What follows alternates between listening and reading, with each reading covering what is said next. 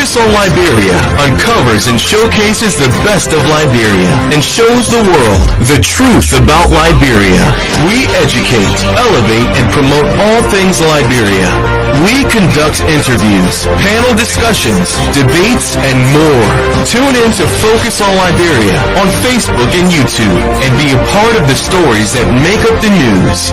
This is Focus on Liberia, and I am Dennis Jah. Hello, ladies and gentlemen, and welcome to yet another edition of Tough Talking Thursday on Focus on Liberia. My name is Dennis Jah, and we are broadcasting from Atlanta, Georgia. In tonight's edition of Tough Talking Thursday, we're going to be going into some current issues. Some things have been happening, and we're going to talk about them, starting with the lists and Census 2023. We're going to talk about that. We're also going to talk about President Weah's 7-week trip, or almost 7-week trip abroad. JNB, that's VP Joseph Newman Boakai, and candidate Alexander Benedict Cummings both issued press conferences this week. We're going to talk about that. Also, we're going to talk about General Broh again being called to the rescue. What does this mean? If Broh is solving all the problems, should we make her president now instead of always sending her to do stuff? And she is a full package. If you have Broh, you got to deal with her mouth. Tonight, to discuss this, I have our political analyst, Mr. Mohammed Sharif. He is a product of Waplo Institute, all the way from Kalipo, Kanweke. Mr. Sharif, welcome to the show. Dennis, thank you very much. If it's Thursday, what better place to be than here? I'm very delighted to be here. Thank you, Mr. Sharif. I also want to welcome a member from the ANC. He's a member of the ANC. That's the Alternative National Congress of Mr. Cummings, Mr. Janenta C. Dolake Tayo. Mr. Dolake, welcome to the show. Thank you so very kindly, Mr. Jad, for this opportunity, and I feel quite warmed to share this platform with Dr. Dukley and Mr. Sharif. Thank you so much, Mr. Dulake. Last and definitely not the least is Dr. Abdoulaye Dukley. He is a big pen pusher from the perspective. He worked with Dr. Sawyer. He worked with President Ellen Johnson Sirleaf, and now he's here with us. Dr. Duke, welcome to the show. Thank you, and I'm pleased to be here with the young brothers, Sharif and Dolake, and of course yourself. Dr. Duke, you've been focused on Liberia, a couple of times. This is your first time on Tough Talking Thursday to talk tough. So because it's tough talking, so I gave you a bitter cola and say welcome. Thank you. I take the cola. Well, the thing about bitter cola is that it's bitter and then it becomes sweet. So yeah. One old man told me, said, a father's advice is like bitter cola. It's bitter in the month, but the more it stays, it gets sweeter. Yeah, exactly. So don't reject it. That's what I do. I always have one. We want to welcome all our viewers from across the globe. This is Focus on Liberia, and it's time to talk tough on Tough Talking Thursday. Let's start with the census, right? There is they say Census Wahala. Census holiday was declared on Friday, but it really didn't start that day we expected it, and there have been a lot of things surrounding the census. I want to start with you, Dr. Duke. How did we get here with all this census wahala? I know the problem is on the head of President Weah now, but census was supposed to be 2018. It's the same year he took office. So how did we get here? How did we get here? Depending who you talk to, somebody may say, well, 2018, the government was just new. They were trying to set the priorities in place, and therefore they didn't take census as a big issue. And then 2019, they were starting to get the act together. And then 2020, we had COVID. And then after COVID, we entered the season of elections and all of that. There are a lot of excuses to give, but I don't buy that. I don't think that's, excuse enough to do it. This is not the first time. it's not just the census. You're talking about by-elections that happen in many counties. You take like 6, 7, 8 months, people just sit and nobody talks about it. So by allowing those little mistakes, so we allow bigger mistakes to happen. By not saying, hey, LOFA, we have to have elections in 6 months. It's not going to be 18 months. It's not going to be 20 months. In NIMBA, for that position, we have to have election in 3 months, not waiting for money. You have money. You fly around the world. So the Constitution or your pleasure. So it's not about, not having the time or that there is a problem with money. No, it's neglect. It's bad governance. It's people who don't care. And today I listened to the vice president talk about it, and she said people should not politicize it. It's a political issue. You are president, you're vice president. So when you ask your question, that's because you play a political role, and you are supposed to make political decisions that will change things. And making a political decision is, first of all, taking care of that census. So it is a political issue. And people should not shy away from saying, no, it is a political issue. It's an electoral issue. I'll start first. And Dr. Du, before you start, because I know you work with President Sirleaf, the whole idea of governance is like relay, right? Someone is passing the baton, right? Yeah. And so, if a census is supposed to be 2018, what were the groundworks that were being laid by the past government, that is the Sirleaf government that you work for? Well, when you go through elections, I think we went through election 2017, and by the sheer fact of going through elections, we sort of go through some kind of census, because you go back, you were supposed to review the voting list and all of that. All of these things have contact with the population. All of these have to do with population census somehow. But Legis, the institution was there. That was the only job he had to do. He had no other job. All he had to do is say, we need money to do this, and this is the time to do it. If you can't do it now, go to the radio station and tell the people, Constitution says we're supposed to do this in 2018, but we don't have money or we have a crisis. Give us 6 more months to do it. But nothing happens. So that institution is at fault. The legislature is at fault. And the politicians in general just sat down and, CPT spent 2 years fighting. Instead of fighting the government about these issues, they spent 2 years fighting each other. So there's, everybody has a sort of a responsibility, but it is a political problem. It is a political problem of doing your job. Right. Sit down and say, we have to do census. Mr. President, let's cut 2 trips from your travels and then take that money to do this.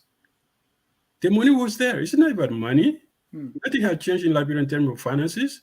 It got even worse for common people, but for the government's swinging in money. How else would the president would take 7 weeks out to go stay in hotels? Thank you. And you kind of preempted the question I wanted to ask Jonathan, right? Jonathan, right now we're blaming the president, and I see your political leader and your candidate, they're giving press conferences about census, Mr. Boakai about census, the legislature, as if they're just hearing it. But did Mr. Cummings or any of the opposition really expect census to start tomorrow and be smooth? If you have not spoken about census all along for the past 3 years, and you're doing it now, do they have something, a blame to share here as well? Are they just hearing that it's census? Were they really expecting census to take place? And so thank you so kindly. Firstly, let me establish that we look forward to our legislature to do more, to be more robust on these issues. We take responsibility as political parties where it appears as though we are not forceful, but we will also have the responsibility to remind Liberians that the onus is on the government of the Republic of Liberia through the various agents of government to execute those recommendations by the political parties. It can be recalled that on the legislative front, before I come to Mr. Cummings, Representative Larry Yankwa, who hailed from the Alternative National Congress and an expert on population census, had documented on several occasions the way forward for a credible census because he had done it in other foreign countries and he had produced results for those countries. And it is unfortunate that all of those recommendations Representative Larry Yankwe have made to the legislature, specifically to the House of Representatives, the speaker who had tribalized and trivialized governance process at that legislature have refused vehemently to cooperate with all of those pieces of advice coming from Honorable Larry Yankwe. On the front of Mr. Cummings, in a most recent prior to the censor, made it quite clear in a public pronouncement that we need to follow all of the postulates, and where there are gaps to demonstrate that we are unable to execute the censor, we should revert to best practice and postpone it. He has gone further on that same day to talk about recommendation of right shortage, long-term and short-term plan to execute. He has gone further to talk about biometric issue, and he just re-echoed the call for government to look at those things that he has spoken about just before the censor. Dr. Gateway McIntosh, who is an expert in development on the eve of the censor, lay out in an elaborate press conference some of the misgivings and what Liberia needs to do. So opposition does not collect taxes, opposition does not, levy taxes, and opposition does not expend taxes. So we can say the much we can say, but it is left with the government as to whether they will do it. Today, the independent human rights institution that has a regulation, a statute that requires that everybody appointed there should be geographically balanced. The president has appointed all southeastern people in dominant except a Grand Cape County president in violation of that act. Representative Larry Yankwe has raised it again. And if the president does nothing about it, we all will come to hold opposition responsible when the government held pens down. So we can only say much, and that is why I say the onus is on us to voice us, and then the government has a responsibility. Well, Mr. Dulake, you're talking about McIntosh Gateway yesterday, Mr. Cummings today, and all. I'm talking about 2-3 years ago, right? Why didn't we have this kind of robust and very vigorous push to signal that indeed, if these XYZ things are not done, in the census is in jeopardy? You're talking now, it's like you are closing the fence after the groundhogs have already destroyed the rice. Thank you. And so in that instance, we will always be informed by the organs of government. As it was, the government put out an impression that all was set. Where it was not necessary, the government had a resolution for the legislature and postponed it. So as far as we were concerned, that the government would have executed it along with the partners. Lest you forget, Honorable Larry Yankwe, where we hold opposition responsible at the legislature, we should also give them the benefit of the doubt when they have made those recommendations on behalf of the party and their constituents. So he has perfect suggestion, and the government have decided to steal the Liberian resources, insert their intelligence, and prove beyond all reasonable doubt that they would not execute the censor, and he has put the censor into complete tata as we speak today. Thank you. Mr. Sharif, let's go to another group here. The National Legislature have been the one postponing. I mean, if you are postponing, let's say we are driving together, right? If I notice that, I mean, it shouldn't take me long to know that this person doesn't have a driver license, right? So why did it take people so long to notice that this was almost near impossible to have you are pushing a census all the way to election time. I mean, what were they thinking? What were they depending on to keep pushing it? And even starting from President Sirleaf, who probably might have not laid the groundwork for Mr. Weah to build on. Dennis, it's an excellent question. But first, just the ground hog comparison there, analogy there reminds me of my uncle's rice fields in Kilipo.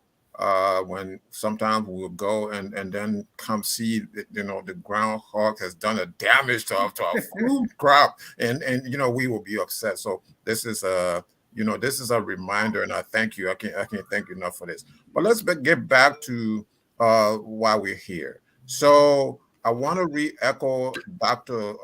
Ducla's assessment of this situation.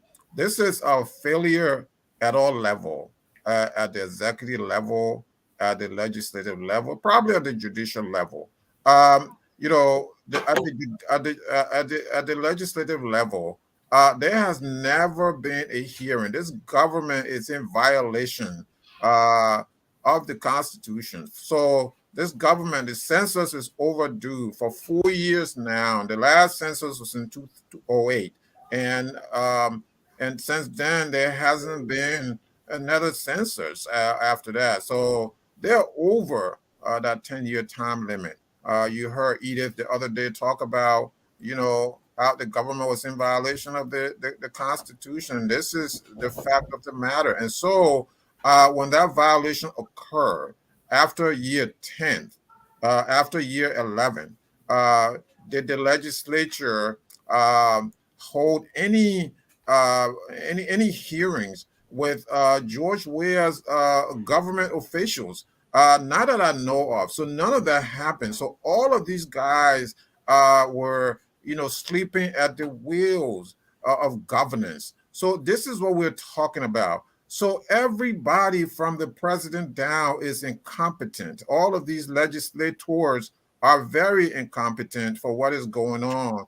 The Liberian people today should wake up very outraged that this is happening in the Republic of Liberia. Who is talking out there? The only legislature, the only legislator sometimes you hear is Yeke Koluba. So you hear him, who is a vociferous critic of George Weah's government. But even he himself, has he, did he even attempt to do any sort of hearings on these kinds of critical issues? So to me, it boils down to people not knowing what they're doing. And so you have wrong pegs and round holes. And so the entire structure of government, it's a shame that some of the legislators didn't even know that deadline. And these are our lawmakers. Just the other day, and we talked about it on our last show, the judicial branch laid down, they were attempting to, they threatened to incarcerate the finance minister for not paying them. But here is another constitutional violation that we haven't heard anything that the judiciary, not that I expect the judicial branch to do about this, but what have they done? The only thing that they were able to do recently was to say to the finance minister, you better make sure you pay us. You continue to pay us. If you don't pay us, you're going back to jail. So as long as they got their money, they got their share of the cake, that was enough, and that's it. And to the legislators, as long as they're getting their salaries, although I heard that they also have not been paid for a couple of months now or more, as long as they're getting their pay in those brown envelopes, they don't care about the rest of the things that go on. And so this is really a problem. It's a problem of leadership at all levels, not just at the executive level, but at the legislative level as well. Where have these guys been? Your question is well in place. Where have these honorable men and women, as they are called, where have they been? In this case, they have not done the honorable thing. So they do not, if I was paying them, if it was constitutional, I would not pay these guys, because this is a clear violation of the Constitution of the Republic of Liberia. Thank you. And let's come to LISGIS, the group responsible to do the counting. Jonathan, you follow the news. We hear about the corruption. We hear about the chaos. There's a whistleblower, G. Alex M. Williams. I mean, he is on fire, explaining these things, how corruption and everything else. There was this chaos from the beginning of counting, that they are replacing people that were trained to do the job, and they are replacing them. As far as I learned, the infrastructure, the structure is already in place to do the counting, because it was done some 10 years ago. So it shouldn't be this difficult. What is, to your understanding, what is LISGIS doing or not doing for which we are here today?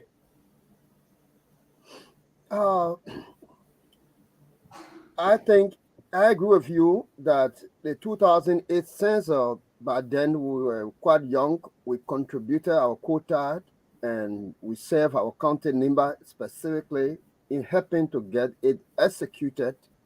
And we were dealing with booklets at the time, unlike the new census. And there was a pace that was set into motion based on the 2008 census and the subsequent redistricting of the country. So the only new formula that were added, have been added to the census process now is the introduction of the digital process, along with another indicators of tracking, and people who are physically challenged and people who got some impairment, so that you know how to capture that population. Quite interestingly, this thing of census is a scientific process. It's meant for development, to set the development agenda. It's meant to collect the household countings, the shifting of the population from one geographic location to another, accounting of structures, whether it be modern shacks or zinc houses, knowing the proximity of hospital and schools, and as well as infrastructure where it is reaching, death rates, birth rates, infant mortalities. So it's a huge thing, a lot of things that the census result will create and inform investors and different arms of government in order to know where to focus our attention. I think Ellis Williams has laid it out quite well for us. The process leading to it had not been followed. He announced today again that on the dashboard that had been made, other than the old census we did before with the booklet, there have been a dashboard developed in real time. As you do the input in a few, it appears on it. It is unfortunate today, amidst all of what he has listed, amidst the lawmakers in our condemnation against the lawmakers that have raised these issues, that have called on the government to prosecute those who are responsible for corruption alleged as investigated by the LACC, that the president have vehemently resisted to do such a thing.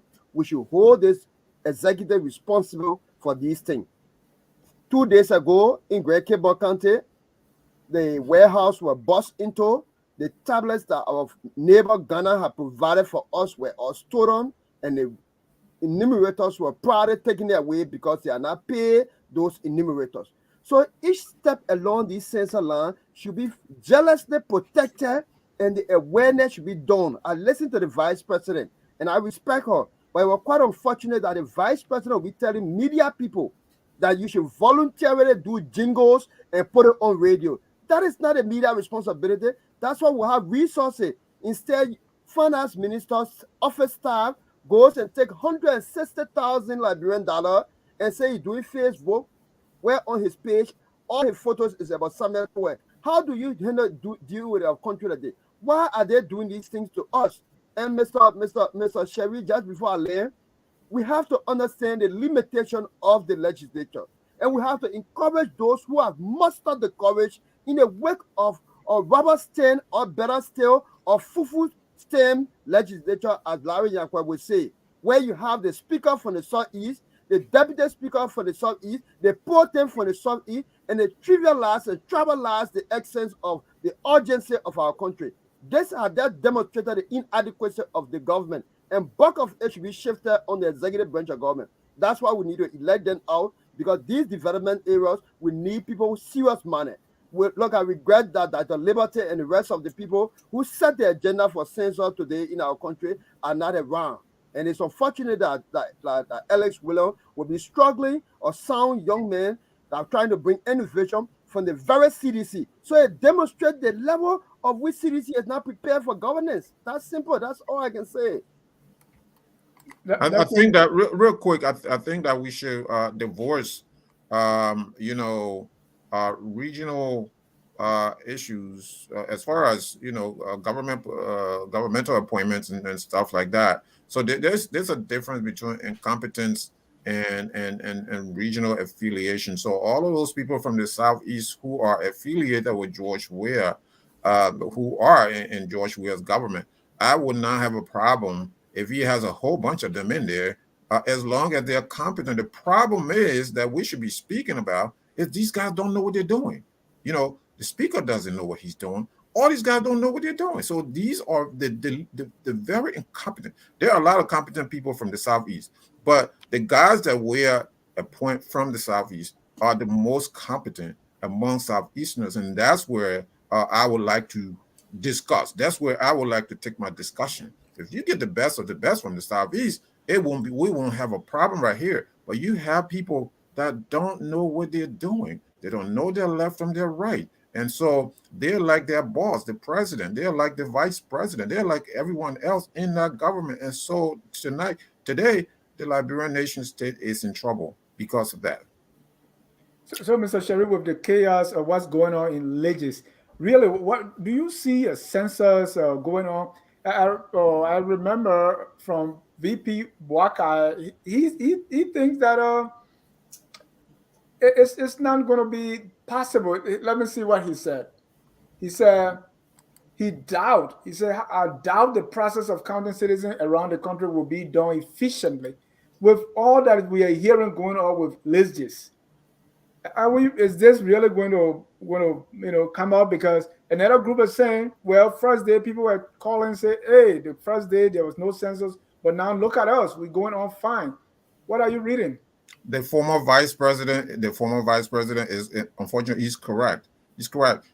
Speaking of that, the former vice president is looking at the same data point that we all are looking at. You have, and this is the thing that the former vice president spoke to. You have an absentee president who's living, on our largesse in other people's country. He's living, in other people's hotels as we speak. He has all this, delegation, enormous delegation, individuals who have no business leaving the country to go and watch the World Cup, to go and watch soccer match. That's basically what your president of the Republic of Liberia has absconded his responsibility. He's going to tour Europe and then make his way to Qatar and watch the World Cup for the duration of the World Cup. So his trip is planned for that. So Dennis, listen, if it wasn't real, this would pass for comedy. That you have an elected president of a country who just left his country to go in another country to watch a soccer tournament. Meanwhile, while the country is in chaos, so there is no light at the end of the tunnel. So that's what this frustration the former vice president, is speaking to, and this is what I'm speaking to as well. So what to do now? I guess that's going to probably be the next question. What to do now? I think that what to do now, if there were good and decent people who know what they were doing, they could render this president incapable of running of executing his responsibility, thereby appointing the vice president as the president, even though the vice president herself is incompetent. But what are you going to do? You have to follow the Constitution. You have to declare the vice president at this time in our history, Dennis. You have to declare the vice president as the president of the Republic of Liberia, and you can leave George Weah out there touring. He can go out there and tour and watch his World Cup. Let him do all of that. Let him do all his tour. But right now, as we speak, today, the 17th of November, 2022, the vice president has to be declared. Tomorrow morning, she has to be declared as the president of Liberia because the president has been incapable. Actually, the Constitution calls for that. But do these guys know their constitutional responsibility? The issue is, more than half of the legislators don't know their responsibility. So unless that drastic measures are taken against this president, there is no way that this census is going to occur. Dr. Duke, Yeah. you probably have witnessed a couple of censuses than all of us here. What's your reading into this as to where this is going? No, I think the point we need to look at is when you talk about government, somebody talked about continuity. There was a census in 2008. The same institution was in place. Nobody moved. Everything was working, and they were getting paid, and they were incorporated into the government. So what is so surprising that institution becomes so dysfunctional when a new government comes in? Because you put politics, friendship above everything else. So you bring in people, you put them in places, and I think that was probably the scary part of this government when they first came in.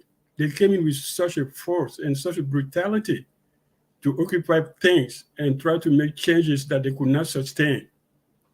They talk about changes that they don't even understand. They talk about, we're going to do it, we're going to do that. Talking about, we're going to build a road to the southeast. In 2 years from now, you'll be on the highway to the southeast from Monrovia to Harper. Where's that going?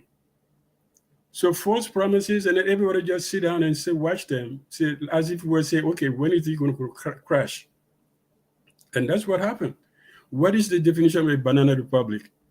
It's simple. People who cannot just count how many people live in your own country. It's a simple exercise, very simple, to count how many people live in your country. Legis should have been on top of this. It would not have been even a big mobilization. For 10 years, they could have put institutions, strengthen the base in the counties, decentralize the operation, and do this in a matter of 2-3 weeks without anybody knowing who's doing what. But when they have dysfunctionality at every level of government, this is what you get. I agree with the vice president. I don't see how you can do a comprehensive census between now and the beginning of the campaign, and that you go back and review it and make sure that it's done properly. I don't see it happening. So maybe we go to elections, and then after the election, the next government will do it. But I'm not sure if it's going to be done properly. And that's a big problem. Ladies and gentlemen, if you're just joining us, this is Tough Talking Thursday. Dr. Du, I'm going to still come back to you. Let's go to the president's trip. I was able to speak with the deputy press secretary today because the president left Liberia on November 1st. Yeah. And according to the deputy press secretary, this is how things going to be. From Liberia, he went to Morocco, from Morocco to Egypt, Egypt to France. Right now, he's in France or on his way from France to Qatar. From Qatar, they're going to come to the USA and attend the Biden summit, and from there go to Liberia. So we're talking about around December 16 that he's going to be going back. So tell me about the president's trip. Many are saying this is unprecedented, and you wrote an article that I like where you express your view about the president's trip. Tell me, how you look at this trip.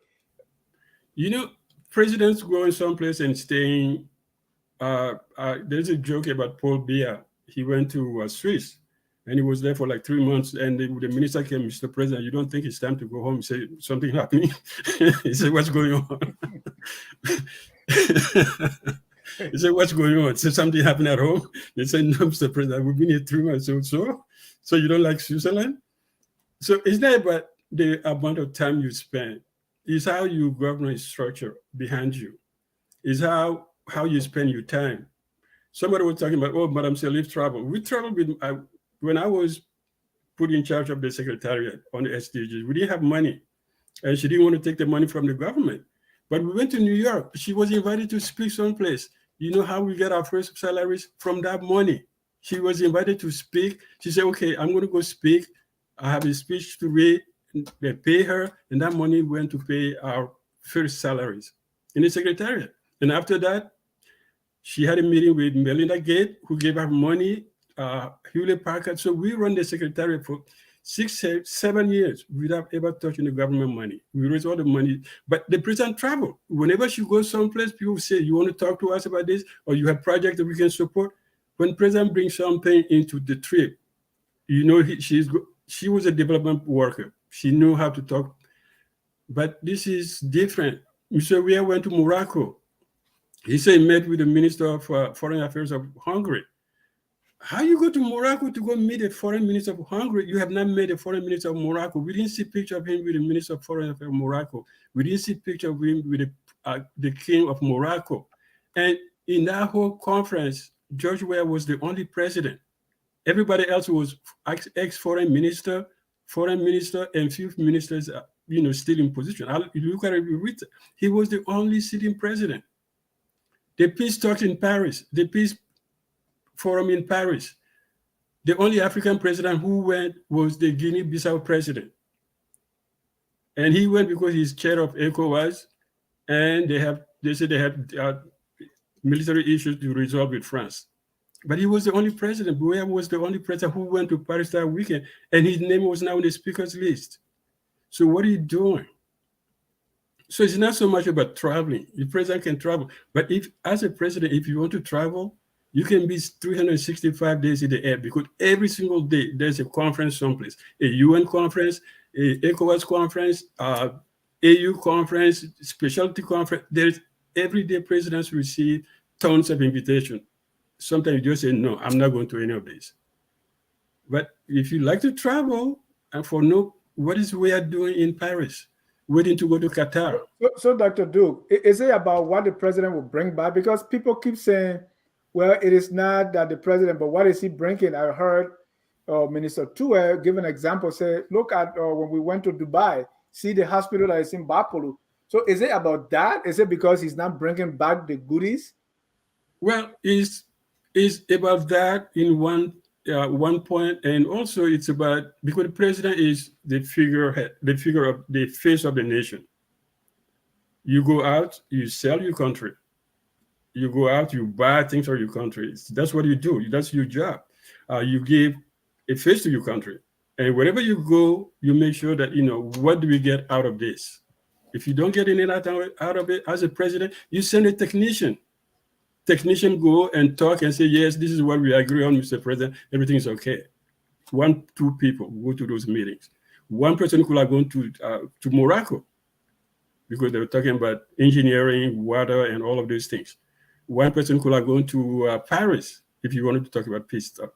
But it's not so much about what you bring, but it's also your own presentation.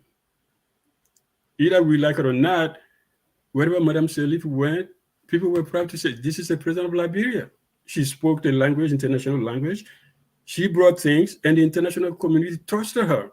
That's what you do. It doesn't matter if you believe it or not, if you're good or bad.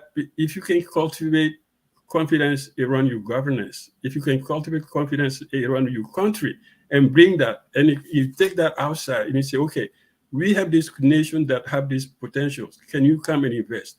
And we also have an administration that run our country so cleanly that you will never be shut up. You never have to deal with corruption or anything. So you sell those two things, and then they go hand in hand. But when you go just to have fun, to go see football, to take people to go sit in Qatar, his campaign, he said he's going to launch his campaign. Why not create a big show on the SKD Stadium, bring 100,000 people to watch the game and say, yeah, I'm your president, that's my son playing, right? Put light out the stadium, bring 100,000 people to watch your son play with you and say, okay, this is what I do, this is what I did. So we say, okay, at least, some 100,000 people will see the game. But it doesn't take 10, 15, 20 people to go sit in the expensive hotels. I know president travels. No matter where you go, they always pay they pay for 3 rooms. Anybody tells you, oh, Morocco is paying? No, president usually get 1 suite and 2 rooms. Anywhere you go, everybody else in the delegation pay for themselves. So anybody tells you, oh, Morocco is paying for this, France is paying for this, no, it's not true. And as a president, when you're invited, you get 1 suite and 2 rooms. That's it. The rest you pay for it. So this is money that's being spent for nothing. What are you going to do? I mean, there might be some other head of state at the World Cup where maybe the only one with his son playing as a president is good. But come on, let's be serious.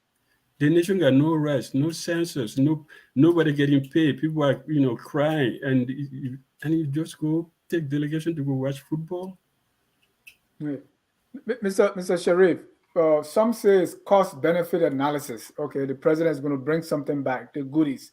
Now I talked to someone in government and say, well, if your son is playing in the World Cup, in fact, the president is being invited by FIFA and also an imam in Qatar.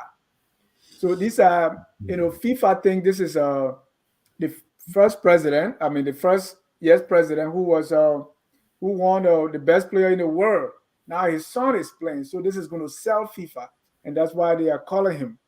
But do you see that sometimes we don't give the benefit of the doubt to George Weah, something that we also accorded President Sirleaf, because people think that this guy, I mean, people first of all did not really believe that this guy from Gibraltar can be president. So most of these things are working against him. And speaking to people that like Weah, and this is what they are telling me. I listened to somebody, I don't know what show it was on, what other platform it was on, and they said that George Weah is running campaign, is the opposition's very useful weapons for the opposition, if the opposition can take opportunity of it. So everything that we're talking about now, George Weah wrote the script for us. It's very, very easy. Dr. Dukley would tell you, I mean, when you're a writer and you have a situation where the script is already written for you, it's very easy, to just pick out a few things here and there. George Weah is writing the script for us by his own doings. So yes, you can go to, look, you can go to the work. If he was invited, if that's the case, we don't know that to be the case.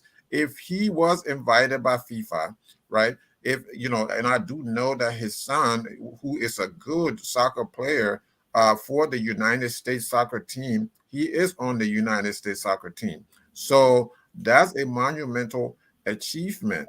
So he can go, but this is not for the entire duration of the tournament. FIFA doesn't need you for the entire duration of the tournament. He's probably going to break record as the only president from anywhere in the world who's going to sit in Qatar from game 1 to the finals, who's going to sit there and watch these games with Eugene Nagbe, all these guys, all these people, the hundreds of people. Keep in mind, he has a very large delegation who are feeding on the country's largesse. You're talking about a country that's borrowing tablets from Ghana.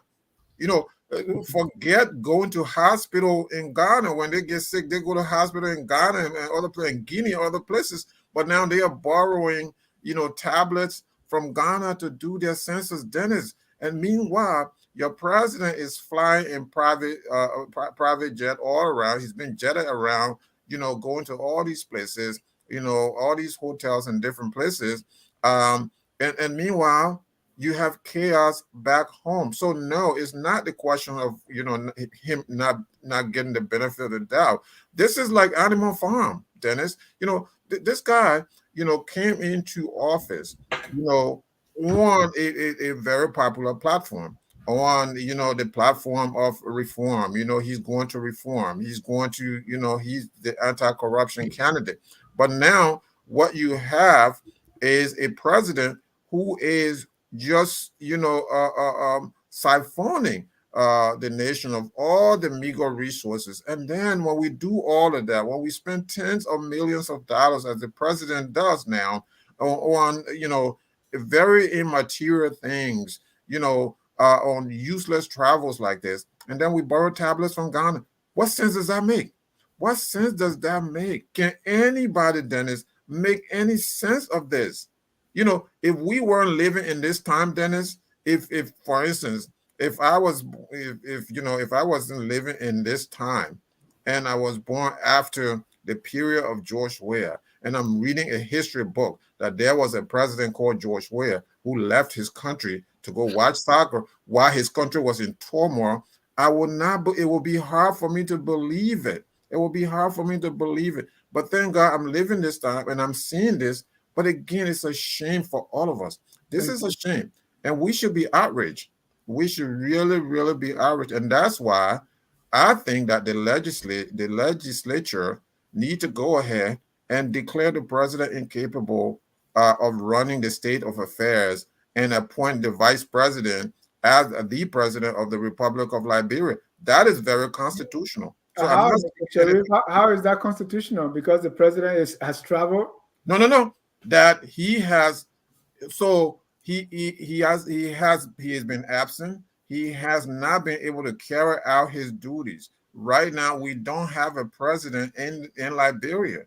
And it's very frivolous reasons that the president is absent. The president is not absent because he has to leave. There's no reason why he has to leave the country at this time under these circumstances. There's a lot going on. Dr. Dukley mentioned the rights crisis. We haven't even begun to talk about that. You know, we have a constitutional crisis right here with Liz.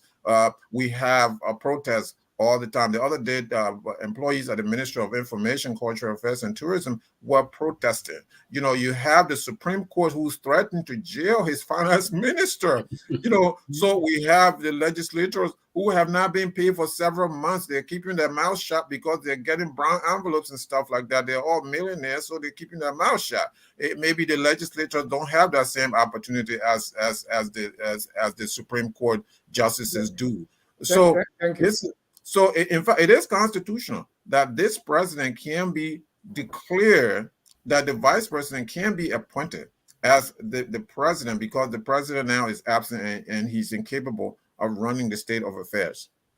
Let me comment very shortly. I want to react to something you say, that maybe people say people didn't expect him to be president, therefore they don't want to give him that respect. Then that's an excuse that some people say, oh, yeah, because he was a poor boy. No, it's about his capacity as a president, as a job he took. It has nothing to do with where he came from. It has nothing to do with, he's the greatest footballer ever. Nobody disputes that.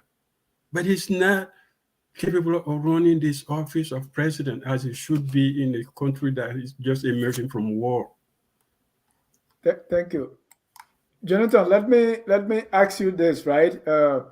Some say this problem is the opposition, right? Because if there was strong opposition, Weah would not be balling or taking what some people call a country tour. It's like, I mean, what are they going to do? What's your response? And so I will not discount, the assertion by some folks, because we are in a learning curve. I mean, a country of 175 years lagging behind, and its institutions not functioning properly. The opposition cannot be an exclusion of such a political system. And that is why, like Dr. Douglas said, the onus is on the head of the leader to create the political will, to show decency to government, to be able to bring about accountability. But it is unfortunate that we find ourselves in a space that we find ourselves. We have been speaking about it. The travel ordinance of the country states clearly in the procedure of contacting that nobody should travel and receive pardon beyond 7 days. And we have seen that the president had gone for 7 weeks.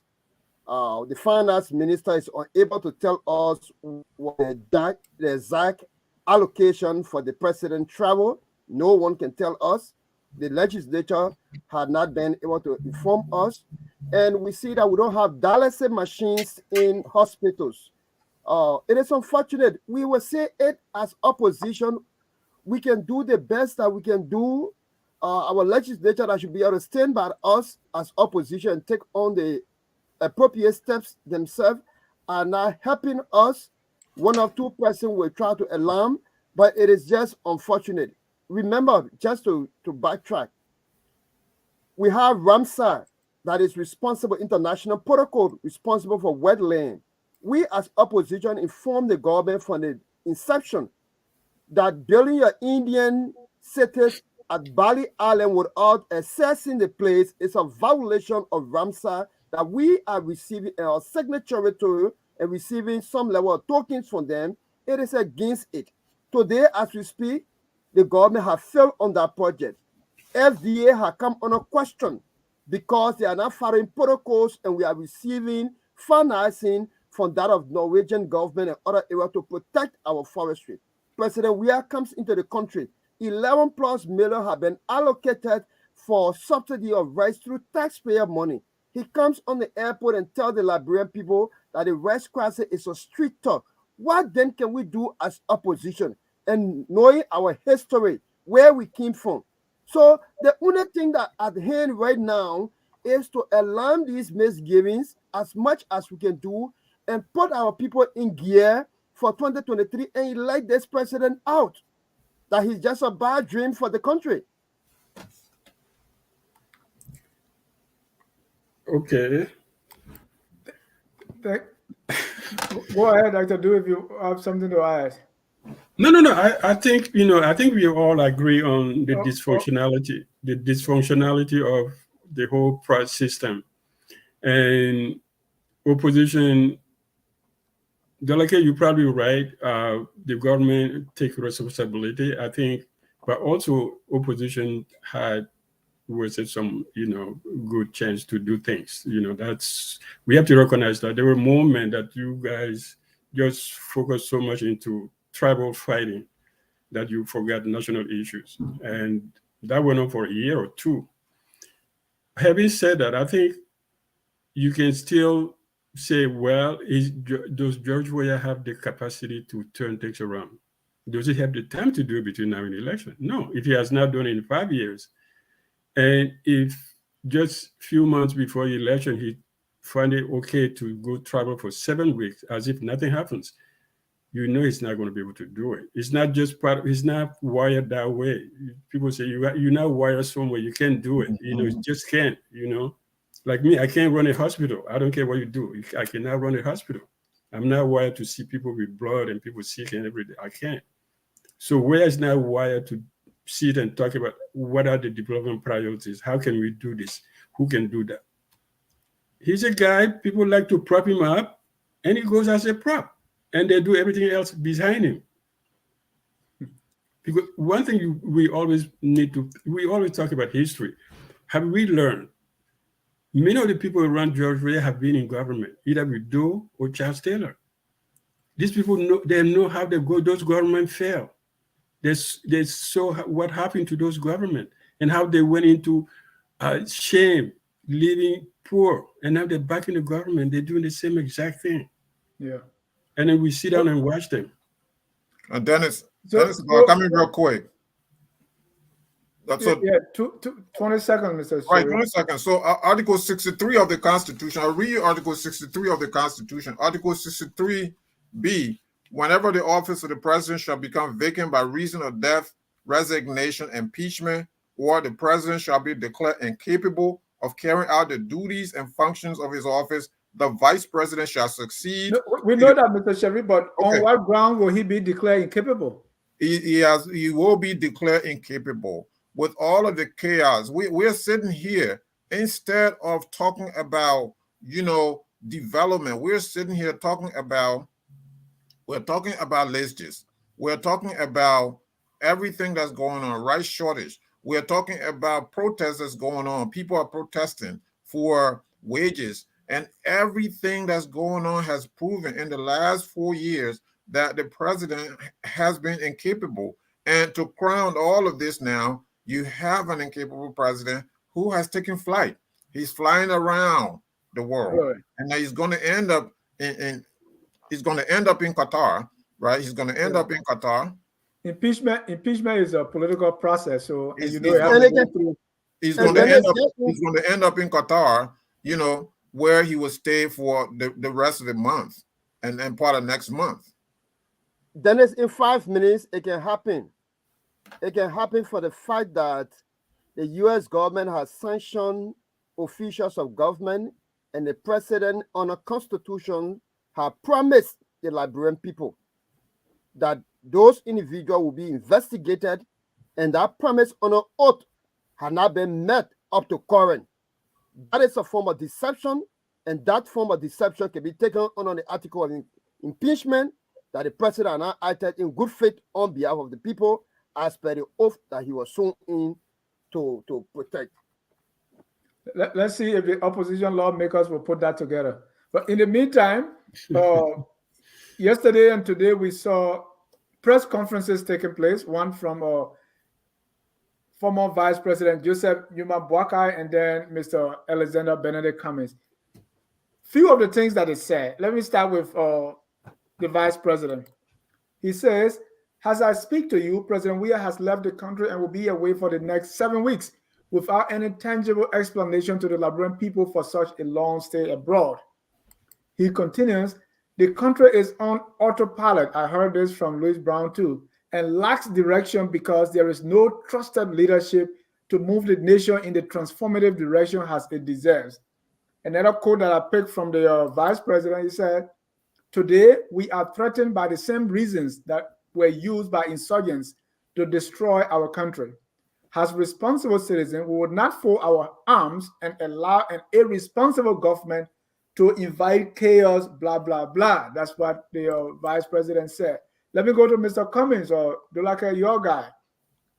He said, all these guys were tough on President Weah. He said, if there is any love of country left in President Weah, he will apologize to the nation for the shameful level of incompetence, ineptitude, dereliction, and corruption that he has caused. He also said, President Weah and his administration continue to show themselves to be irredeemably corrupt, dangerously incompetent, and unchangeably irresponsible. Another quote I got from Mr. Cummings, President Weah is leading our country increasingly towards hopelessness and waywardness. Let's start with VP Boakai, who doesn't speak much. And sometimes we think President Weah also does not talk unless maybe he's led by the Holy Spirit to do a sermon in his church. That's the only time we hear from the president. We don't hear much from the vice president either. Or he made mention of issues like the rice shortage and all these things. So the same question is like they are getting to know about this today. Where has the vice president been, Mr. Sharif? Yeah, where has the vice president been? Haven't we asked that question time and time and again? So it's like when something happened, what the opposition is doing is that they live in the moment. Like, okay, if something is happening now and they react now. In fairness to Alexander Cummings, he's been coming out. He's gone. He's done his media rounds. Then he sat with you. He's talked to you. He's done the rounds. So I see him, saying something, right?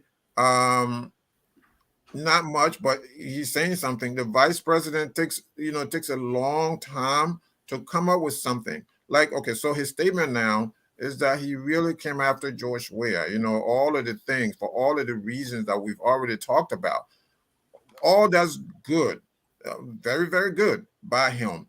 The thing that I didn't hear was what would he do differently under a JNB administration. So he did not lay down a prescription for his administration.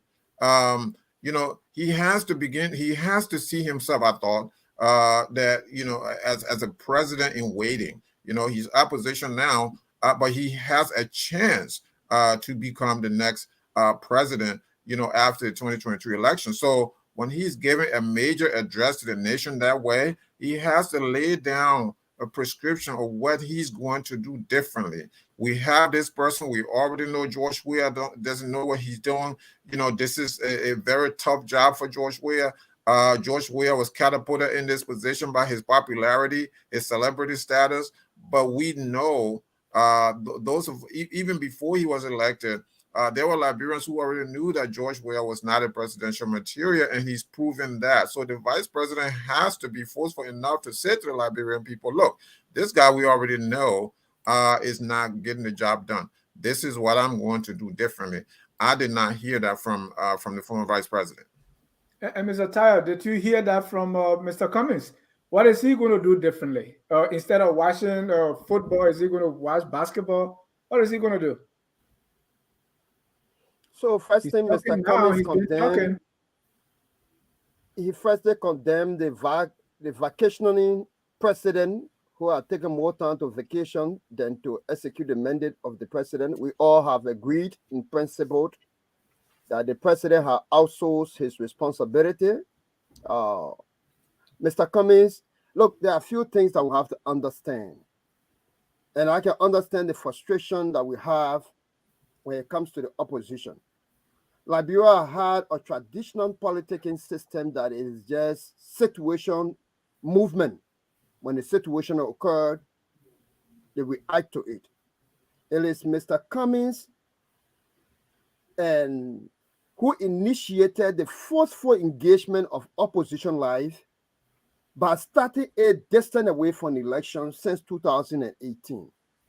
And he has been taking on President Weah every step along the way, not just about why, but also providing a how solutions. In the most recent time, Mr. Cummings made a pronouncement on the rice crisis. He spoke about the wanton stealing, the shameless stealing, the wasteful spending, and the looting of state resources.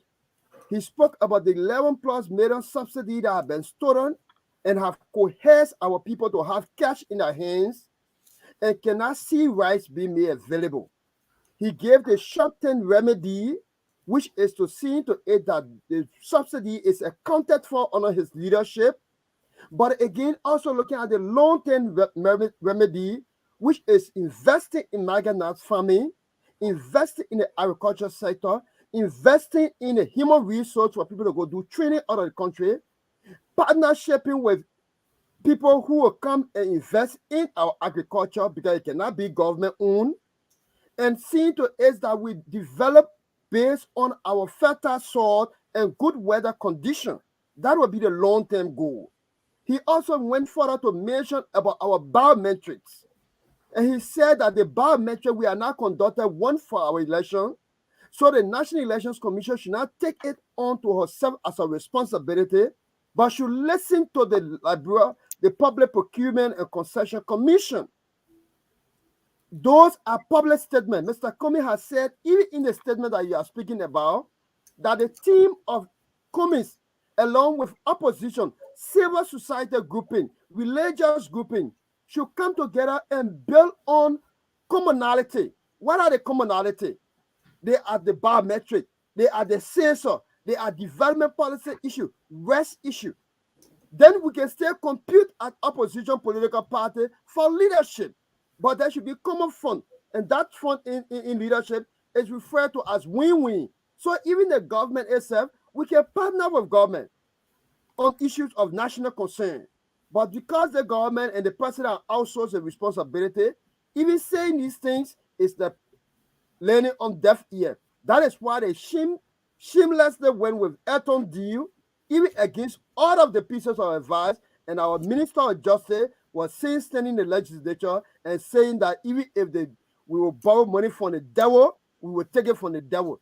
That is irresponsible, that is irrational, and this is where it has landed us and it continues to land us in such a pitfall. It's just pathetic.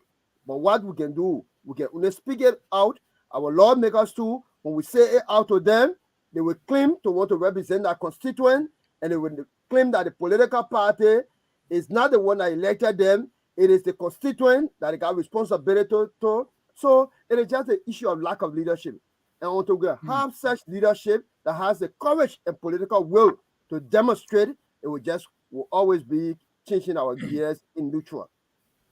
Thank you. We have someone say here, there's a super chat on YouTube, the way you can donate money. Evis Morris said $20 for a bottle of water for everywhere. Thank you, Evis. We use this to keep our lights on. Thank you so much for the $20. Dr. Duke, you were with President Salif, and you and the CDC people were yelling and screaming. From what you see, now we've seen statements from both political parties. I mean, using all the description on President Weah. Do you think President Weah is feeling the same heat you and President Salif felt from the CDC? Or are they doing something just normal opposition do? Big smoke, no fire. I don't think the opposition now is raising the same level of heat that Weah and CDC will, used during the presidency of Salif. I mean, people remember they went sometimes with caskets, with bloody clothes and pancards. They camp in front of the mansion for days and days and days till, sometimes they get paid to go home. That's how bad it was. And I think the opposition, when you talk about, they missed a chance. There was one demonstration that was going on where they got manipulated by the U.S. ambassador at the time and ECOWAS ambassador. They saved the nation march. If the opposition has said, okay, we are not going to go overthrow the government, but we want to start this process of keeping the government fit to the fire. From that day on, Upon will have changed his behavior, but it never happened. But Dr. Duke, the main opposition outsourced that to COP. Yeah, I know. Yeah, the COP went and said they would do it, and then the people said no. ECOWAS called them, the U.S. ambassador. I think Costa was talking about today how the U.S. ambassador even told other ambassadors that he was coming for his visa. How can it be more intimidating? So, but the opposition missed a boat because that was not just, you were not going to overthrow the government, but you were going to show to Weah that we are all mobilized for one cause. We're not going to let you sleep. So they missed that chance. But whatever Weah did during the 12 years he was in the opposition, he never let it go that he wanted to be president. And that CDC was a force to be counted with. Every single day, they reminded you on the radio, in the street, every day you knew that you had to deal with CDC. Now you don't have that case. Yeah, I listened to both Buakai and Cummings. We know these things. You can't tell anyone, oh, George Weah can't talk. George Weah doesn't explain anything. He just does it. He get up, he does something. Somebody say, oh, yeah, can you see the stadium, the little thing he built near the airport, how kids go and play? I say, why don't you put out a stadium where you have free land and you don't have it, there will not be no plane crashing on you one day.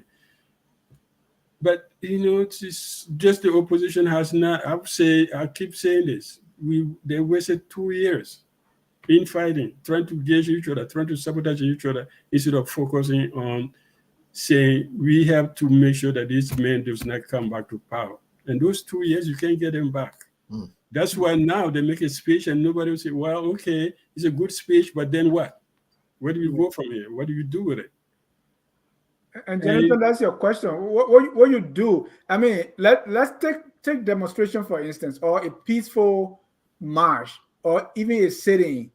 Why the president is away 7 weeks, but as I said to you before, because there's no, let's say within this time, if the opposition put people together as maybe 80 and sit and say, we are hungry, where is our president? Or do something beyond these speeches and calling Weah all the names. Sometimes Mr. Cummings is writing back and forth with Weah, and the man has not taken much interest in reading. So what are you doing here? What next beyond these speeches? Before you come in, before you even go to that point, when you say protest is about numbers, I think the political parties are shy about the numbers. They're not sure of themselves. They don't think they can put numbers in the street as CDC can. So that's why they don't do it. Since CPP left, the only demonstration I've seen so far is normally going to NEC with a group of supporters. And even then, COP followed them. But since then, they never go up. I mean, you can put 200,000 people in a schoolyard and talk to them, say, yes, we're going to do better than President Weah, but can you protest? When LSCC went and inducted people at agriculture, they didn't say anything. Nobody moved. When they inducted the NEC chair, nobody moved. But when the U.S. inducted 3 people, everybody, whoa. I said, but so you don't trust your own institutions? But you trust the American institution? Americans say, oh, these people are bad. You say they're bad. But your own government pay institution that have the courage to induct people, you still go do business with them. Yeah. How do you make that? Like you said, the chair of the election commission has been inducted for corruption. How do you go as a political party knowing that the referee of the game is corrupt, is incompetent, and you still go talk, and then you're preparing yourself for defeat? Those are the little things. I mean, we don't grasp when Sheriff said government in waiting, you have to act like a government in waiting. You have your legislators, you have your police security, you have your president. Everybody function as a government, and you follow everything that happens in the government every single day, so that you can say, this is our action. This is how we go with this. But no, you can't let Boakai speak one day, next day headlines, boom, it's gone for the next 6 months. Until the next crisis, you don't hear from him. Cummings make a good press conference, boom, 2-3 headlines, it's gone. So what? Where is the opposition? Where is your backbone? Where's the purpose, the unity of purpose? Unity of purpose. Say, this is the single one thing that's more important than all of us. So we're going to do it. Either we like each other or not, either we trust each other or not, but we're going to work to make sure that it's happening. Like the Tea Party and the Republican Party. Yeah, I mean, we saw that, Dennis. Go ahead, Mohammed. Then General come in. Then we move to our last. Yeah, I was going to say that you saw that during the military era, Ellen Johnson Sirleaf never let up. I mean, she was vociferous. I mean, she went to jail. Everything else happened. She never let up, and she kept that resistant all the way through till she got to the executive mansion, and and whatever her vision was for Liberia. I mean, agree with her or not, but this is how you oppose. This is how you fight, politically speaking. You continue at it. You keep at it. You don't just get in the game and then you take a long time, come back, after something happened, then you are reacting after the fact. Or you are closing the gate after the groundhogs have done their work. Exactly. Man, these groundhogs, I tell you. Yeah. So the last thing I want us to talk about here before we bring in our callers is Mary Broh.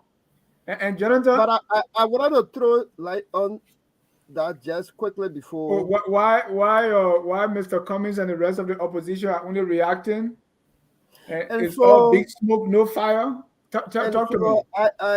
I understand the frustration of the public, and it's quite important. And I think they got a point. As an individual who have been following the political process, I will not dismiss it.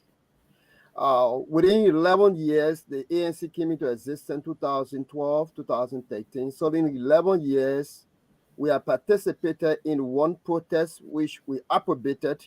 That was a COP protest, and the CPP approbated that.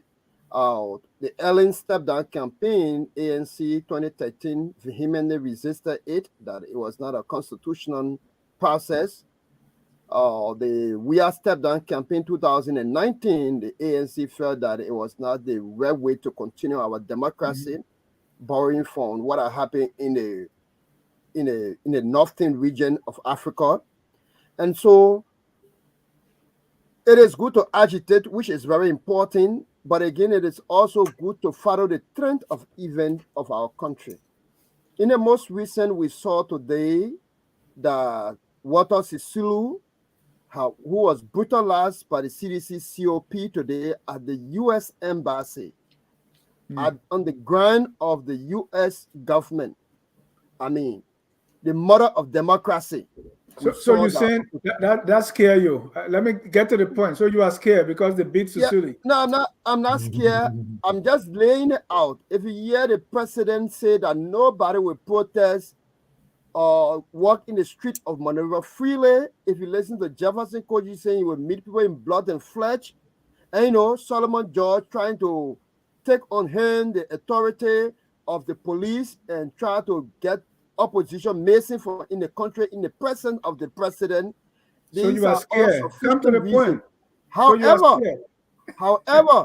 to go about agitation and protest, it requires mobilizing the will of the people. And what we did during the COP time, I mean, the parties organized itself through different chapters and different cells to making sure that they bring the people out. Today, Mr. Cummings has said on the record that he's prepared to liaise with civil society, with political parties, with religious groups, with different group of people on issues confronting the nation. That is the beginning of what you are calling for, or what people are suggesting. And it will take time for us to electrify the audience with the different facts and motivate them to petition the president again. And again, it will be left with the president to have the political will to execute on behalf of the people that he claimed to love, or else we will just be in the same situation. And so we'll take you from there. And I think that is why Mr. Cummings are here on several occasions. And this is why he's now calling for people to rally around on common fronts on the basis of our country. If I can paraphrase what Jonathan said, Jefferson Koji, the beating of Sisulu, all these are scary moments. So we are taking time. The way Mr. Cummings sounded is something like that is in the making. But for now, we are being very cautious. No, we are scared of politics. I think people are scared of politics. We still got the trauma of the war. And just like you said, we are incapable of really putting the numbers together. So we are liaising and mobilizing. Yeah, that's scary. And we're scared of that's one aspect to mobilize anymore. Another thing is the reminder of our past. Because if these things are not managed and managed properly, the next course of action is the situation of upheaval. Okay, I think that's probably one of the problems we have, that to think that we go back to war. We are not in 1990. Those conditions are not the same. Nobody is to think that, oh, if you say, let's go demonstrate, let's put people in the street, let's go demonstrate about rights, there'll be chaos, there'll be war. That's the trauma that is paralyzing people. It's paralyzing our politicians. Because everybody is scared of doing anything. You say you don't want to act, you don't want to get in the street, you don't want to protest, you don't want to put 10 people together. Somebody might break a glass, and then police may shoot somebody, and then boom, and then there'll be war, and then we go in the street again. We become refugees. No, we passed that. And one of the things that we need to do is understand that we've gone beyond the war. We have experienced it. We live that. Nobody's going back to war. If you have a bad leader, remove him. He's not going to kill the country. Four auditors have died. 4 auditors have died. The latest guy is complaining. They are sending message to his wife. And that scares you? That scares you? 200,000 people die. You're talking about 4. No, I understand that from the revolutionary point. And we're taking because you're getting scared. When you're scared of it, then people will repeat it. If you're scared and according to the Nigerian Moshood Abiola, it says, if you are afraid of a sudden death, don't take your father's title. Yeah, exactly. All right, let's go to Mary Broh. Okay, thank you. Let's go to Mary Broh. We'll bring in our callers. Jonathan, you were in Liberia since our Salif time, right? We have this lady called Mary Broh. We're all here in the United States on the listserv, and we're exchanging. She has gone to Liberia. She has been doing remarkably well from one area to the other. Love or hate her, she's being always called to the rescue. This is going on. Come on. From the city corporation to passport to Freeport, GSA, everywhere now to anti-power theft is Mary Broh. How do you look at Mary Broh? But that always comes with a problem because Mary Broh uses brute force. I remember one time they were burning things in Waterside. And I wrote an article quoting from Winston Tubman, said, let us stop this spoil and fix it mentality. I mean, she's burning things down. She's beating people in the street. In the midst of this thing, she's making some atrocious comments about people, some divisive, some. And who is Mary Broh? And how do you look at her whole public life, especially being called to put order in these areas? So I look at Mary Broh to be to have a tremendous working energy. And she comes with that vigor. She has 2 faces. She has the face of executing things to the letter. and everywhere she went, she been efficient and effective. I also look at the other side of overzealousness, which sometimes when it preoccupied and dominate your character, sometimes it mislead you to taking on actions that are not appropriate for a particular situation, like in the instance of labeling Liberians or certain group of people as Fula people and speaking to them in general, it was not very helpful to our country based on where we came from. But Madam Mary Broh has been doing seriously well, like I said. Today we have a system in Monrovia. She started with planting trees throughout the main street of Monrovia. She moved to the city parking lot and organizing it. She went to Freeport. She was effective, efficient there at one time. The passport division, she was very expeditious in making sure that people obtain their passport. She went to the birth certificate end, and people could get it readily in time. And she had been efficient today. We lost in almost 48 million, according to the report from Power Theft. We could not pay our quota to the CLSG programs of the electricity coming from the sub-region. And Liberia had just signed some 40 million, into her week's budget for power into our country. And so she can do much more better because look, nobody is going to invest in your country where you don't have electricity. Nobody going to invest in your country where you don't have good security. Outside of your plan, and will incur a and so it is on our shoulder. It is on the government's shoulder to do well in that sector because we needed light for security. And Madam Sally did well when we were running generators. I remember through the national security policy and different instruments, we saw electricity going into West Point, where it used to be hideouts for criminals. We saw it going to the slum communities, and we need to do much more better with the electricity because it can generate revenue. Liberians need light. They want to get the light. But to see the persons that have been disconnected, and the millions of dollars is just unfortunate. Thank you. Mr. Sharif, if this, why is the government, successive government, starting with President Salif, is getting Mary Broh to go to these areas as a result, but when she leaves, we are back to square one. What is it about the way we do things? Calling on just one person, so it's like if for any weird reason Mary Broh is no more, I mean, we are doomed. What is happening here? Yeah, Dennis. While we are at it, we might as well send Mary Broh also to help feed the Liberian nation state to form her agriculture brigade, and because Mary Broh is this all-powerful individual that can do anything. But this is what is wrong with Liberia. Mary Broh is exactly what is wrong with Liberia. What is wrong with the Liberian mentality from Ellen Johnson Sirleaf, who elevated Mary Broh, to George Weah, who has kept Mary Broh and giving her all these responsibilities. So Mary Broh now she's producing, Mr. Sharif. She's getting results. What are the results? What are the results in measurable terms? She's not getting results.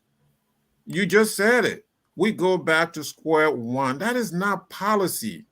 That is some patchwork. That is Band-Aid on an epidemic, on a problem that can be resolved. It can be resolved this way. That's Band-Aid. And so you unleash Mary Broh on peaceful citizens. And Mary Broh is out there freelancing on her own as an executive, as a legislature, as a legislator, as a judicial person, because she's out there.